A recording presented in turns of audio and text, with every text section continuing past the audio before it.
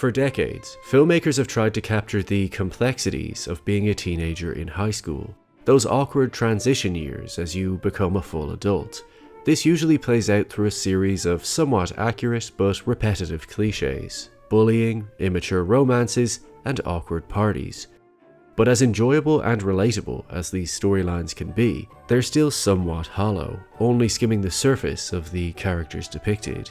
The shows are about who was doing what to who and how the other characters react to that gossip or drama, but they never really delved into the often elusive, deeper psychological mechanisms at play that explain why these specific characters are so susceptible to making the choices they do.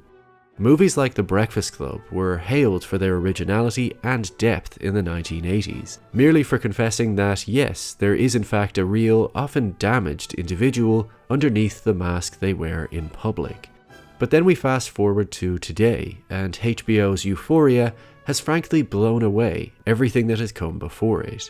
Not because it 100% accurately depicts reality, as it is undeniably darker and more extreme than most of our lives, but it does explore deeper truths about human nature.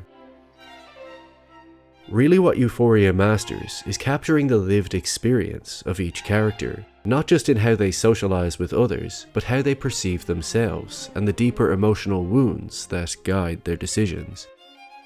Unlike its predecessors, Euphoria explores character using Sigmund Freud's psychoanalytical theory of the id, the ego, and the superego.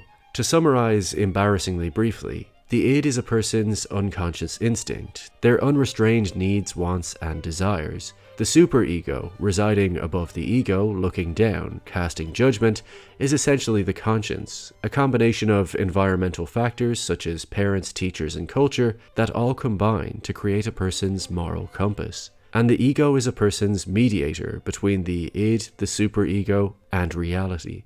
This is where conscious thought takes place, organizing ways for the id to be satisfied in a realistic way, while also being plagued with feelings of guilt, inferiority, and anxiety from the superego.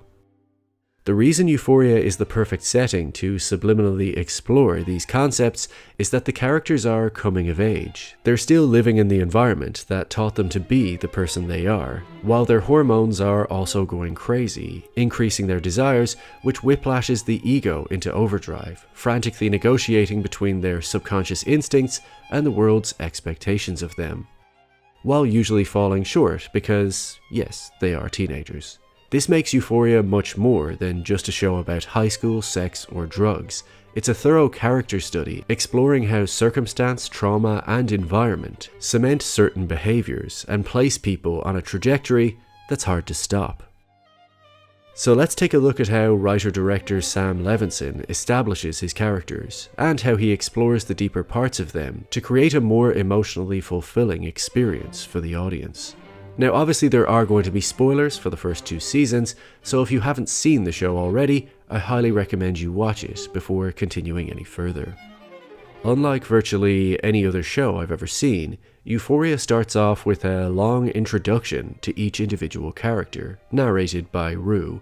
These introductions can last anywhere from 4 minutes to 14 minutes. They're short films, really, but each introduction is there to inform the audience of what subconsciously drives each character's vices, and that usually means trauma.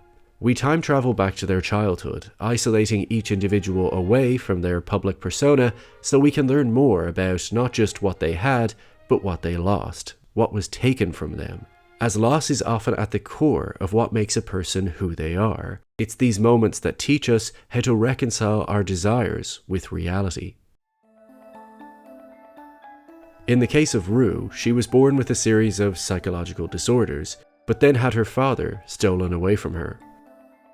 Nate was supposedly a happy child until he found his father's carefully curated home videos, which robbed him of his innocence and exposed him to his father's intense, secretive, dominating behavior. Cassie was raised by a father who got a lot of female attention, who then left after her mother cheated on him, and then after a car accident got addicted to drugs and disappeared, only to resurface when he needed something. Kat discovered virgin pina coladas, gained a lot of weight at age 11, and then got brutally dumped by her then boyfriend Daniel. Maddy was raised to be a pageant girl, but had those dreams stolen away from her and replaced with doing nothing, a lifestyle that she actually embraces. Watching her mother work for housewives who also do nothing all day cements the idea that there are only two paths for a girl like her: on her knees working for housewives, or being the privileged housewife with someone working for them. Jules was betrayed by her own mother and isolated in a psychiatric ward, which made her lose her trust and faith in others, and then began transitioning into a woman at age 13. Fez never really knew his mother, but after being assaulted by his father, was raised by his drug-dealing grandma, who taught him how to survive as a criminal. His childhood was stolen away from him the moment his grandma responded to the accusation that she's bringing a kid along to a drug deal with the reassurance that he's actually her partner. And Cal finally discovered a new side to his sexuality when he kisses his best friend Derek, only to find out his girlfriend Marcia was pregnant, essentially having that newfound identity stolen away from him. Whatever it may be, this experience leaves a hole inside each character, a hole that can only be filled with a self-destructive cycle like drugs, sex, abuse, validation, and so on. This is what makes Euphoria different to other high school shows. It doesn't just hand us the stereotype of the aggressive jock, or the attention-seeking hot girl, or the stoner, or the drug dealer, or the fat girl. It delves into why that person is the aggressive jock, why, due to their life experience up until that point, they couldn't yet choose to be anything other than the attention seeker or the drug user. Or in the case of Cal or Fez, they didn't get to choose their own path. One was just handed to them at different times. Fez was just a child, so couldn't even consider what another path might look like, and Cal got a glimpse into what could be, only for the door to then shut in his face. Next is how these wounds manifest into future behavioral patterns that are hard to break out of. So each of these environmental factors and trauma have a consequence. Rue discovered drugs while her father was dying. The loss of her father gives her a nihilistic outlook, that nothing matters, that life is short and can end any time. She hosts the attitude that you can't depend on others, which suggests that she resorts to drug use because it's reliable. Drugs can't ever leave her. She always gets to choose whether she takes them or not. So this is all really a defense mechanism because she fears losing people. You could even say that because she began taking drugs while her father was sick, getting high is her way of keeping her dad alive, as once she stops, there's nothing left in common with when he was still here, and soon she'll have more memories without him than with him. Do you ever worry as you get older, you'll have less and less memories of Dad? Yeah. Nate builds himself into a physically strong jock to protect himself from the man he fears most, his father, unsure whether his sexual preferences are handed down through nature, as they're the same as his father Cal's, or if it's because he was exposed to his father's home videos. Either way, he resents Cal for making him who he is, while also acting even more possessive and controlling than he ever was. He becomes obsessed with Jules and secretly emotionally connects with her, because after seeing his father's tapes as a child, he now associates secrecy with higher value, as if you do something despite the risk of it ruining your life, then you must value it much more than everything else that's out in the open. But because Nate fears judgment so much, he lashes out to protect his image, as he's so disgusted by this other side to himself, as it feels like it's handed down from his father. Cassie falls in love with every boy she ever dates, no matter how they treat her, because she now craves male attention. Ever since her father became more distant and only resurfaces to claim "I love you" when he needs something, she's acclimatized to transactional dynamics. She has a subconscious need to please her boyfriends, believing that as long as she does absolutely anything for them, that it will make them stay, as she fears abandonment more than anything. She's drawn to the possessiveness of someone like Nate, as she wants to belong to someone controlling who won't let her go, as that's the only way she'll truly feel safe. After having her 11-year-old heart broken by Daniel and being cast out of the dating pool due to her weight, Kat attempts to retake control of her romantic life by casting herself as an expert, anonymously writing smut online in order to satisfy her ego, and thus reassuring herself that Daniel's rejection was an injustice. This appetite for validation extends when a tape of her circulates online, and she now opens the mental door to cam work, trying to reclaim ownership of her sexuality after feeling it was stolen away from her. However, when she has the opportunity to hook up with Daniel and finally prove she is worthy of his attention, she painfully discovers that he didn't even remember they dated as kids, further deepening the wound he already inflicted by highlighting that the most defining moment of her romantic life had meant nothing to him. No matter how much she tries to prove something by getting attention elsewhere, Daniel's validation will always be out of reach, trapping her in a perpetual cycle. Maddy's insecurity about ending up like her mother rather than a housewife who does nothing all day drives her to want to be possessed by someone like Nate, as he comes from a well-to-do family that she wants to emulate. But whenever they're on the rocks, similar to the patterns she learned as a pageant girl, Maddy puts herself on display in front of everyone to make Nate want her again. And when she discovers that Nate and Cassie betrayed her, it hurts so much more because it permanently crushes the dream that she's been building for herself, even going as far as to secretly trying on her wealthy boss's clothes when she's out for the night to fully picture herself living this dream life.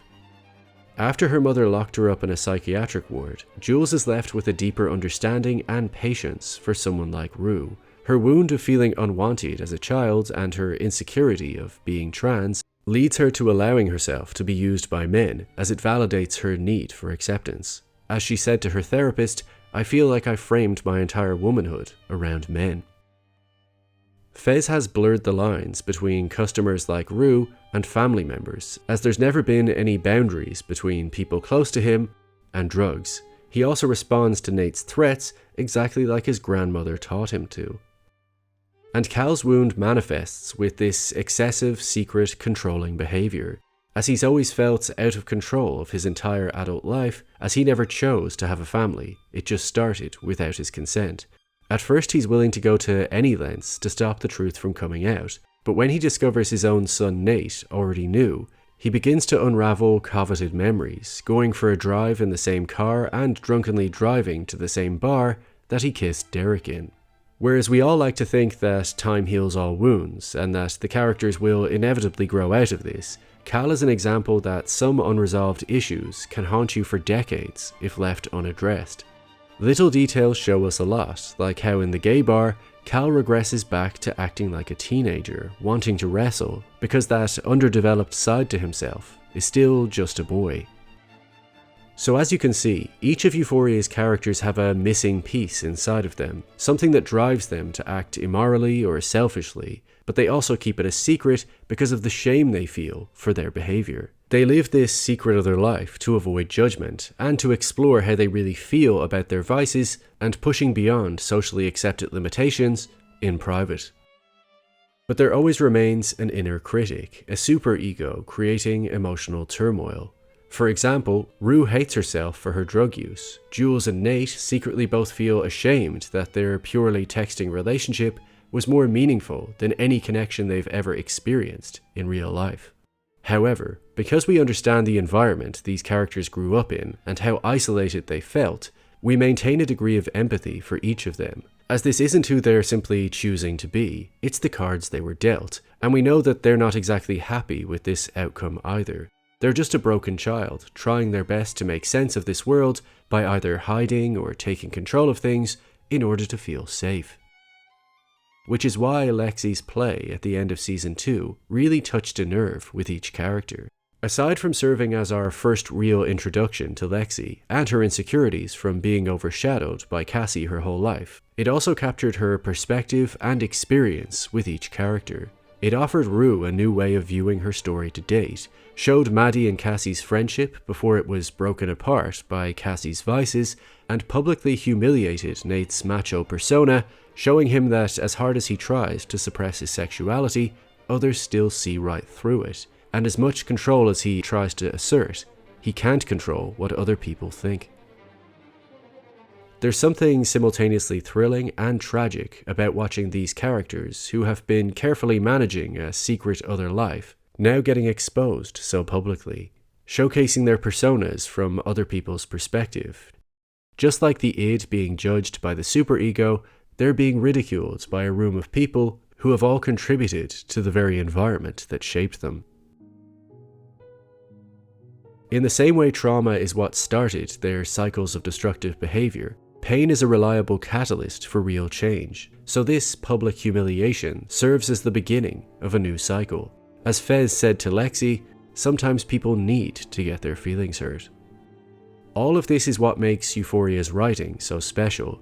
It establishes the deeper layers of each character right up front, who they were taught to be, who they wish they were, who they fear they are, and the self-destructive vices they can't resist, and then sits back and allows their pathology to inevitably lead them into conflict. And despite their flaws and dark decisions, because we understand their humanity beneath the mask, we find ourselves sympathizing with each character. Not because we believe what they did was right, but because we know how hard it would be for them to behave in any other way.